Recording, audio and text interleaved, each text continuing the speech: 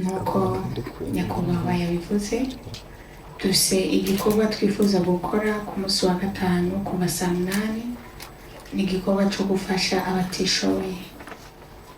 Ndizera neza ntakekeranya ko abantu bose bashoboye kano kanya ntabwo bavutse bashoboye. Twese murabizi muri Bibiliya navuga ngo navuye mu nda ya mama nambaye ubusa zosubira mu nda y'isi atacumbise. Natwe twisanze muri iyi si ata kintu kinini dufise, kandi uruhara runini rw'ibintu twita ko twaronse si uko twakoze cyane gusumba abandi, si uko benshi muri twebwe tuva mu miryango ikize. Natwe twagize abantu badufata ukuboko baradufasha. Dushitse aha hantu uyu munsi kubera abantu bemeye kugira ico batanga kugira ngo dushobore kugira aho twishikanye mu buzima bwacu. Ari nayo mpamvu kuba hari abadufasha mu mugongo natwe tudakwiye kubyibagira ngo twibagire natwe kugira abo duterereye, tugira ico duterera mu buzima bwabo kugira ngo nabo bashobore kugera aho bageze. Uyu munsi umwe wese tumuhaye mikro ngo ashobore kuvuga. Twese dufise intahe z'abantu twavuga ngo iyo ntabona naka simba narize ntahe z'ishure. Ndazi muri twebwe hari n'abantu bashobora kuba barabaye mw'ibarabara.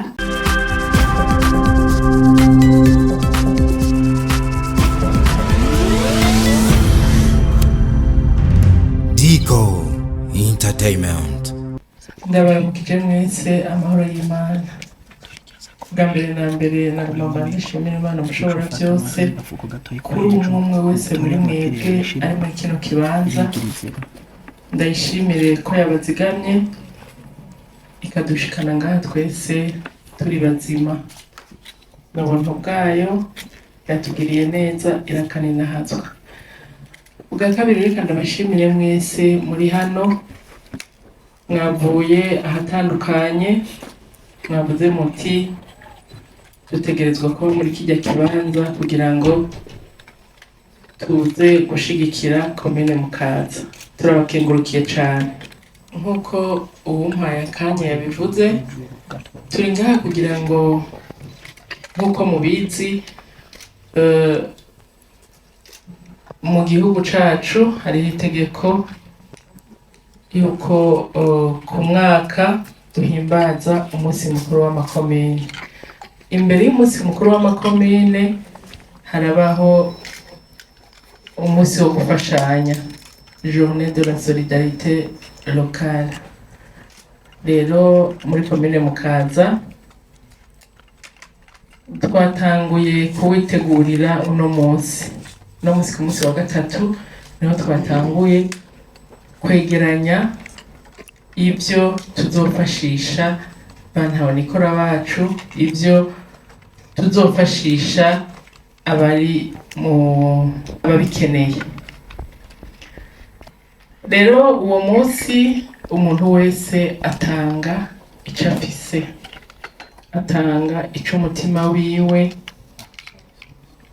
wamubwiye gutanga.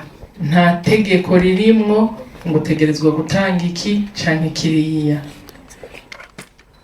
Nimba ari amafaranga, nimba ari impuzu, twibuka abatishoboye bacu, twibuka bantabonikora bacu. Ku civugo tuvuga tuti bafashirize aho bari. Turabona cyane ngaha muri komine Mukaza abantu mwibarabara baza gusaba, ukabona ubundi abantu babahereza amafaranga. Turamaze gutohoza tugasanga hariho nabo baja gukura mu yandi mazone canke mu yandi makomine kubera bafise ubumuga kanaka, bakabazana kubasabisha hajya mu gisagara hagati. Rero turafise ibigo bitandukanye, eka mbere turafise n'abantabonikora batandukanye bari mu mihana, abatishoboye. N'akaryo keza rero ko kubashikako, n'akaryo keza ko kubagarukirako kugira ngo by'ukuri natwe tugire ico dukoze. Murazi ko utanga bitanga umugisha kandi by'ukuri Imana irakunda umuntu afise umutima utanga, umuntu afise umutima ufasha. Duhamagarira abantu bose, amashengero, amabanki, ama-assurance, abantu mwese, ama-association, kugira ngo by'ukuri uwo munsi mudushigikire, mushigikire commune kugira ngo dushike kuri bantahonikora bacu, dushike ku batishoboye bacu, kandi ndazi ko bizogenda neza. Nababwiye ko gutanga bitanga umugisha. Murakoze, Imana ibahezagire cyane. Jambo umunyempano wacu nawe agire icyo bashikirije. Murakoze cyane. Yesu nashimwe.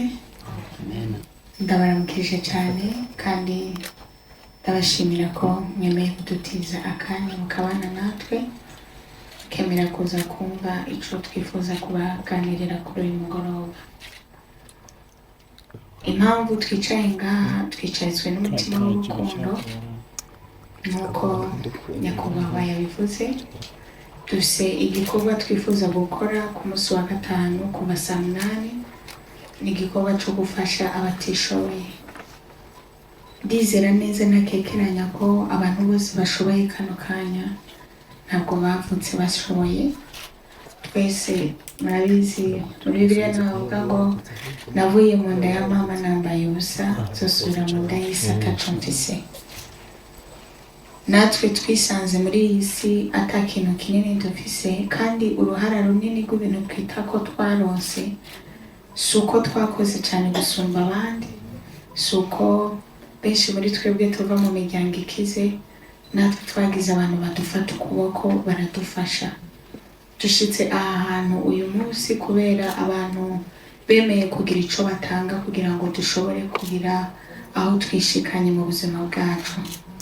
Ari nayo mpamvu kuba hari abadufasha mu mugongo, natwe tudakwiye kubyibagira ngo twibagire natwe kugira abo duterereye, tugira ico duterera mu buzima bwabo kugira ngo nabo bashobore kugera aho bageze. Uyu munsi umwe wese tumuhaye mikro ngo ashobore kuvuga. Twese dufise intahe z'abantu twavuga ngo iyo ntabona naka simba narize ntahe z'ishuri. Ndazi muri twebwe hari n'abantu bashobora kuba barabaye mw'ibarabara nk'uko bariko barabivuga. Murazi mw'ibarabara ukuntu haryana, n'ubwo abantu batwagwamo n'impamvu zitandukanye. Rero simvuga abo turi kumwe ngaha gusa, ahubwo mvuga n'abariko baradukurikirana. Ni ukuri twese turabizi mu nzu zacu ntituba twibitse ku ikintu kimwe, turisigariza.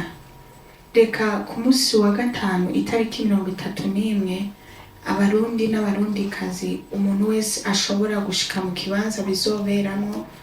Uhereye umunsi uri kurumva ubu butumwa, ugende mu nzu yawe cyangwa ubaze Mutima Mweranda wumve ikintu ushobora guterera. Gutanga biba bisa nkaho umuntu ataye, ariko ni imbuto umuntu ateragira, kandi iyo umuntu abivye ntashoboka abona ibyo yateye ako kanya, ararindira bikamera hama bikazomugarukira. Ushobora kwibwira uti jewe nkunda gufasha umuntu ariko ndamwihereye mu minwe, ariko igikorwa kiriko gikorwa n'igihugu.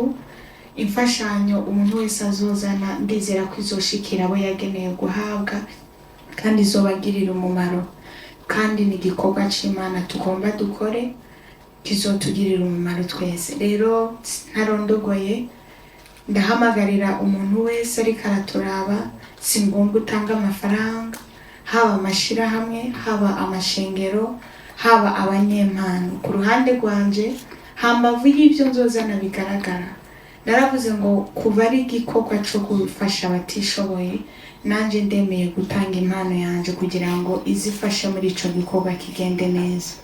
Namwe muri ngaha mufise ibintu byinshi byo gutanga impano yabahaye.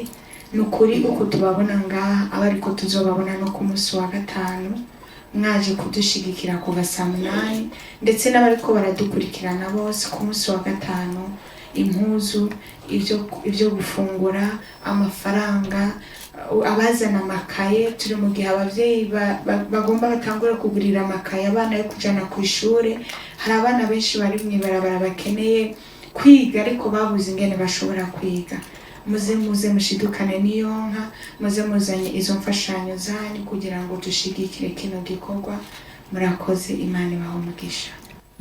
Twababwiye yuko kwinjira ari ku buntu, kwinjira ni ku buntu, ariko umuntu wese icyo umutima we uzoba wamurongoye gutanga azoza akizanye kugira ngo ashikane ibyo bintu natwe tubyakire.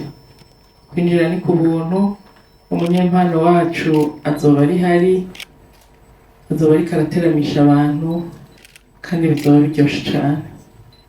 Ku by'ukuri nta muntu dutegeka twizije ngo urazana iki n'iki n'iki, ariko twese ni ukuri tuba tuzi ibintu nkenerwa mu buzima bw'umuntu.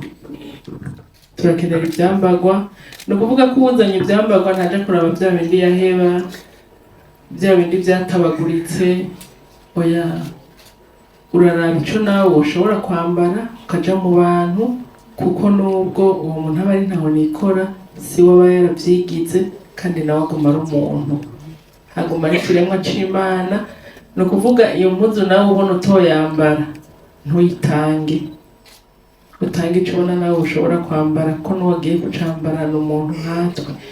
Hama murazi yuko abantu nikora barakenera ibifungurwa bitandukanye, cyane cyane turasaba nk'abazana ibifungurwa ibitabora.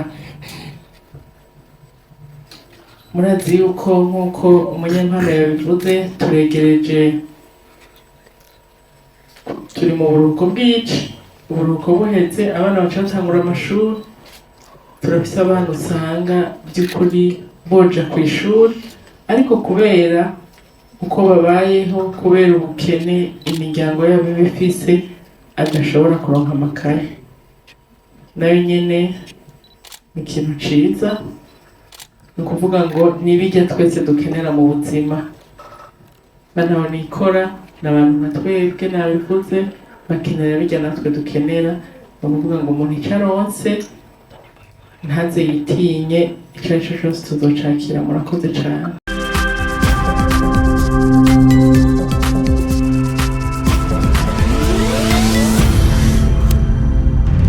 Dico Entertainment.